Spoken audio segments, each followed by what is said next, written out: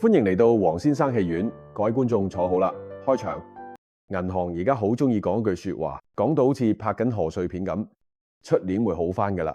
佢哋話經濟增長至少2個百分點，樓價可以升4個百分點，出口上半年仲睇好添，聽落好似唔錯喎，唔係爆升但穩陣，唔係奇蹟但係正常。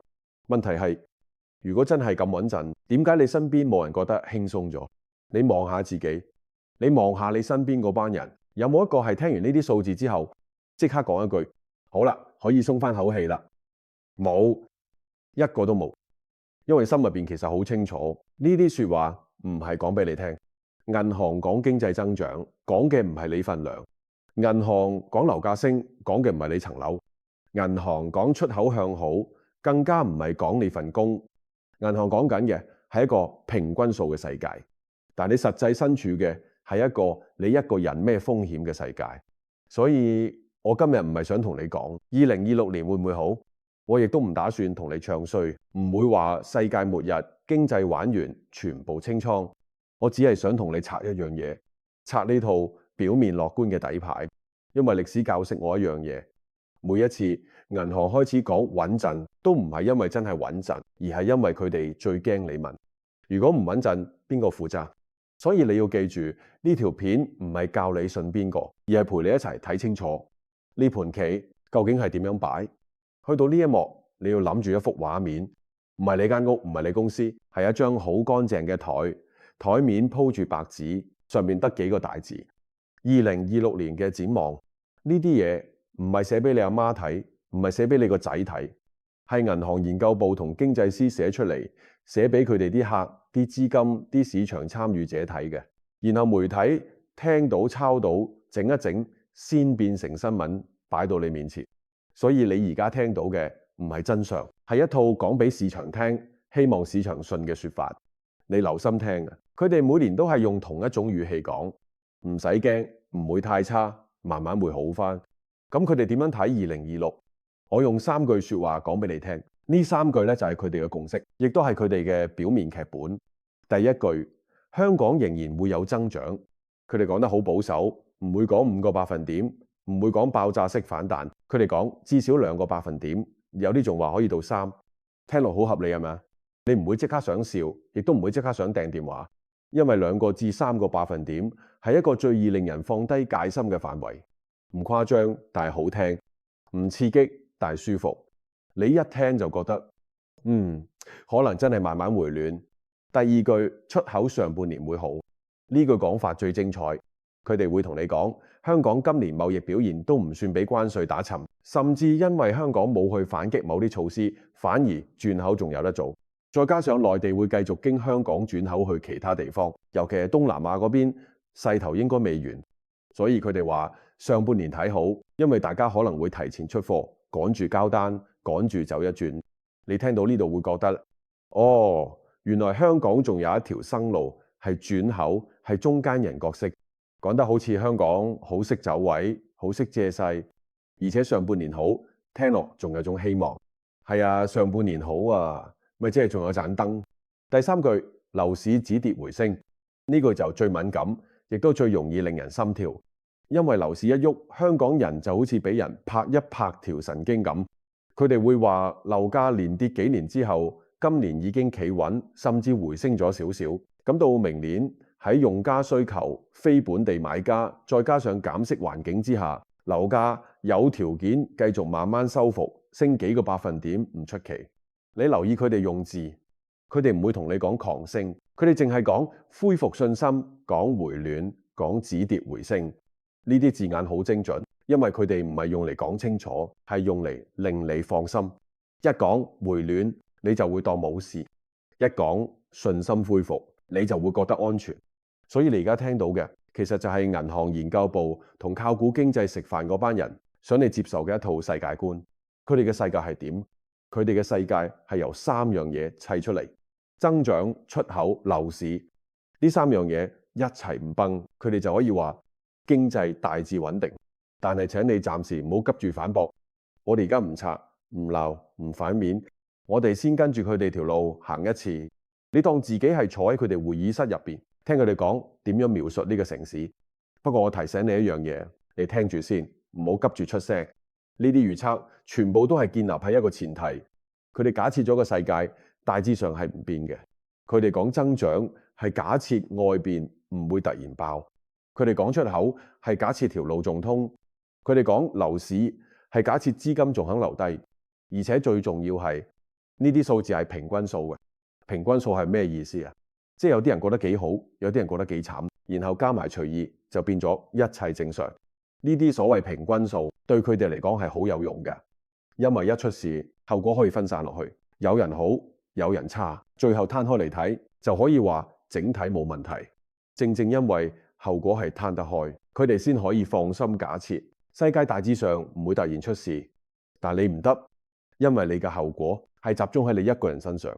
你通常得一份工養緊一家人，一出事冇後備，所有壓力一齊嚟，所以你根本冇平均呢樣嘢可以用。所以而家你記住呢套表面劇本。2026香港有增長，上半年出口 OK， 樓市止跌回升。聽完啦，好似幾合理，係咪？好，合理就啱啦。因為下一幕我哋就要問，究竟合理嘅背後有冇一啲嘢佢哋冇講？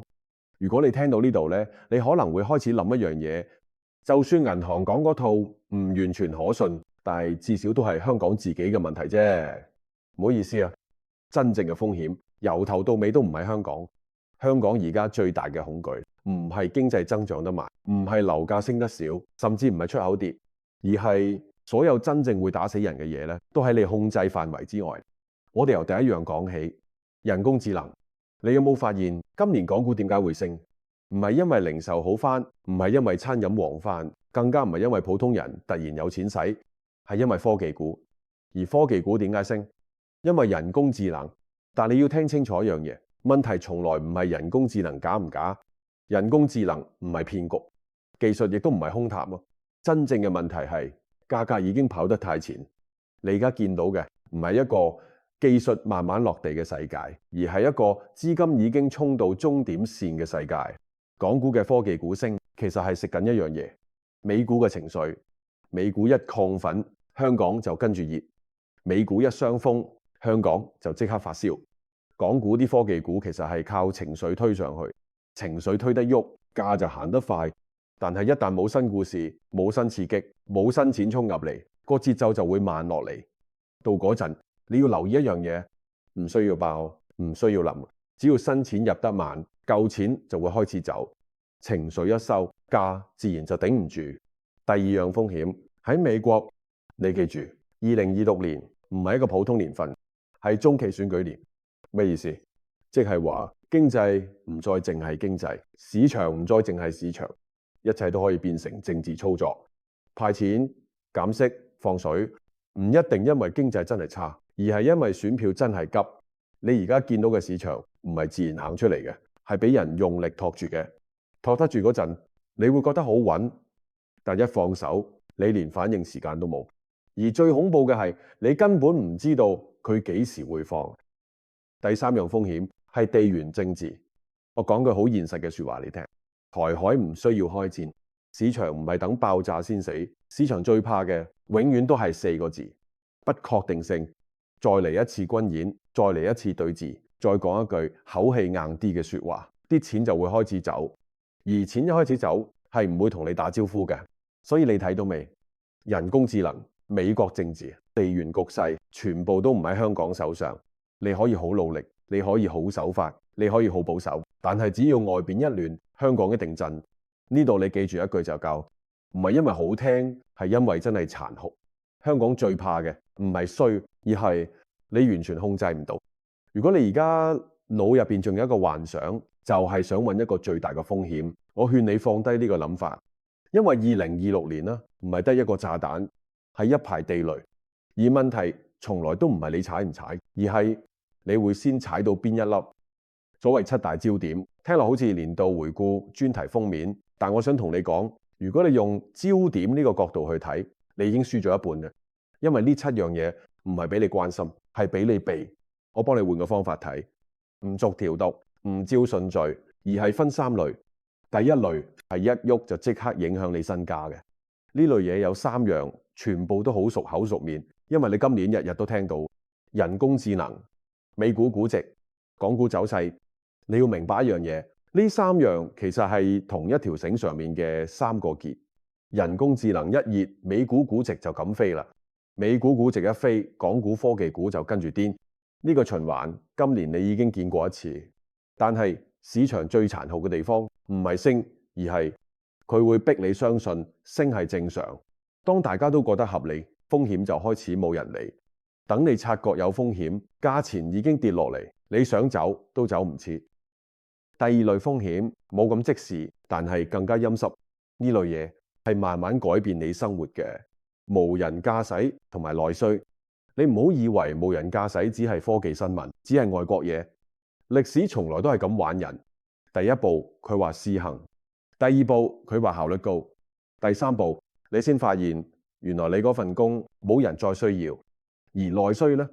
內需最易令人誤會，因為內需講得最多，但係落到你袋嘅往往最少。你會聽到好多計劃、好多方向、好多口號，但係你要問自己一條問題：有冇真金白銀係直接落到普通人度？如果答案模糊，你就要小心，因為模糊往往就係拖字訣。第三類最恐怖，亦都最無情。一出事，全城即刻震。台海同香港大型公共事件，我再講一次，市場唔需要戰爭，只要唔確定。唔確定會令所有理性計算停機，會令到所有嘅資金變成驚弓之鳥。而香港嘅公共事件更加唔係投資題材，係制度題材。一出事，你先會發現，原來你一直假設安全嘅嘢，其實冇人真正負責。所以你而家明唔明？所謂七大焦點，根本唔係七條新聞，係七個方向、七個入口、七種可能同你對撞嘅方式。而2026年真正殘酷嘅地方係，佢唔會同你預告2026年唔係會唔會有事，而係邊樣事先落到你身上。去到呢一刻，好多人腦入邊都會自動彈出一個問題：既然股市升咗一轉，如果股市開始慢，咁係咪應該輪到樓市接力？呢個諗法唔係你蠢，係香港幾十年教出嚟嘅反射動作。因為我哋由細到大都聽同一句說話：股票唔穩，買樓；樓市唔掂，捱下。好多人一路都信，只要有層樓，無論中間跌得幾金，最後呢都可以靠佢過關。問題係呢套邏輯而家仲啱唔啱使？我先同你講第一個現實啦，股市已經升咗一轉，你而家再講股市撐全家，其實係講緊過去式。今年升嗰陣唔係等你準備好先升，亦都唔係等你睇通先升。市場一向都係咁，佢只會獎勵先行嗰班人，然後留一句其實早有跡象俾後來者。所以當你而家先問股市仲有冇力，你要好誠實咁同自己講，力有，但唔一定係留俾你。第二個現實，樓市而家係靠乜嘢撐？唔好再同我講供求、人口、長線價值呢啲說話，喺乜 Sir 講座入邊好好聽，但係真實世界入邊撐樓市嘅只得兩樣嘢，係政策同埋資金。減息、放寬、托市信號，再加上一啲特定人嘅入市需求，就足夠令市場唔死。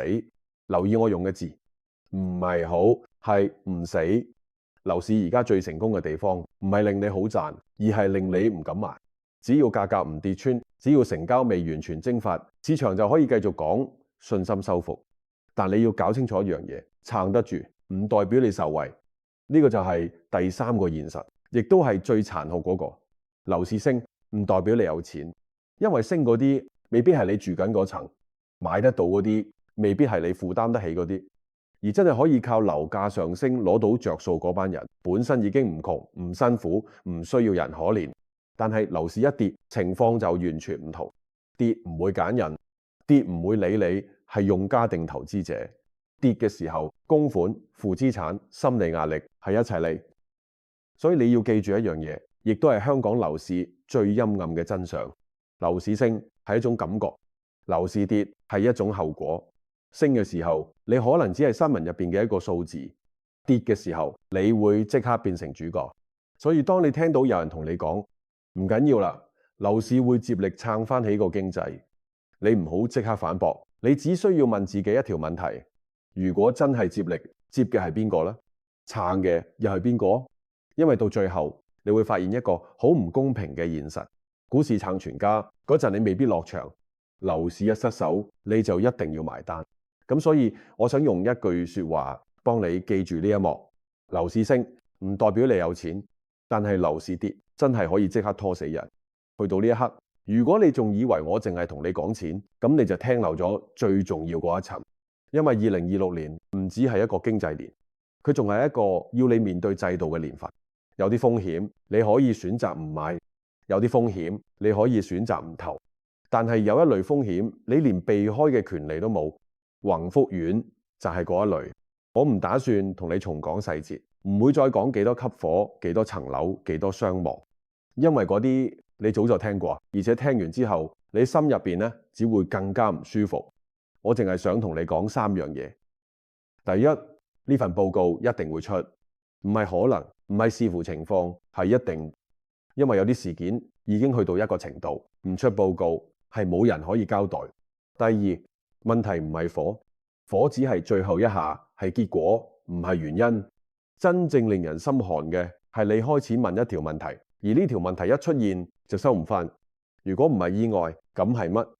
如果唔係單一失誤，咁又係乜？你會開始發現，原來所謂安全唔係因為做足，只係因為未出事。第三就係最難聽嗰樣，問責會唔會到此為止？歷史一向好老實，佢會話你聽，調查報告可以好厚，結論可以好長，但最後落到人頭上嘅往往好輕。所以我唔係想你憤怒，我只係想你清醒。因為當你一生入邊淨係關心投資組合，你會以為風險就係升同埋跌。但係當你開始明白制度風險，你就會發現有啲嘢出事唔係輸錢咁簡單，係你住嘅地方、你行嘅路、你相信嘅系統突然之間變得唔再可靠。所以我想你記住呢一段，唔係因為佢沉重，而係因為佢真有啲風險，唔喺你投資組合入邊，但係一中就會直接影響你一世。而2026年唔只係一條經濟曲線，亦都係一次對制度嘅考驗。你可以唔理，但係佢唔會唔理你。如果你聽到呢度，你應該已經發現一樣嘢，我由頭到尾冇叫你投資，冇叫你買樓，冇叫你入市，甚至冇同你講過2026年邊樣一定會升，因為我覺得呢啲嘢已經唔係最重要。因為去到而家呢個年代，你最大嘅風險唔係揀錯一隻股票，亦都唔係買貴一層樓，而係你一錯就冇退路。你回想下過去幾年啊，好多所謂嘅人生崩潰，唔係嚟自一次大失敗，而係一次你頂唔順嘅錯判，供款壓力、轉工失敗、資產縮水、信心崩塌，全部都係連鎖反應。冇人一開始就輸晒，但係好多人係一次都輸唔起。所以我想你喺2026年唔好再問一條問題，唔好再問邊樣會升。呢條問題太表面、太冇防備、太危險。你應該問嘅係另一條問題：如果我錯一次，我會唔會即刻頂唔順？利息一升，我供唔供得起？係收入一停，我撐唔撐到？市場一反轉，後果係咪全部落喺我身上？呢啲先係同你人生有關嘅問題。你會發現，當你用呢個角度去諗，你嘅人生會突然清晰咗。你會開始明白，所謂穩陣唔係賺得多定少，係錯一次仲頂得住。真正穩陣就係判斷錯都唔會即刻出局。所以我用一句說話同你收尾，唔係忠告，唔係口號，係現實。2026年最值錢嘅唔係你判斷邊樣會升，而係你有冇能力頂得住錯一次。如果你有，你唔需要驚；如果你冇，你而家就應該開始諗清楚你嘅底線喺邊。如果你唔想再聽邊樣會升呢啲表面答案，而係想一齊睇清楚風險喺邊，記得訂閱我呢個頻道。呢度唔係教你衝得幾快，而係希望當你要決定嘅時候，你係清醒嘅。多謝你陪我睇到最後。如果覺得條片有啲料，想我爆多啲猛料，請我飲杯咖啡啦。掃呢個 QR code 或者撳留言置頂嘅鏈接，一杯咖啡就當俾我充翻啲電，繼續拍落去。呢度係黃先生戲院，多謝各位入場。今次故事就到呢度散場啦。記住，呢個只係電影，唔係投資建議。本故事純屬虛構，如有雷同，純屬巧合。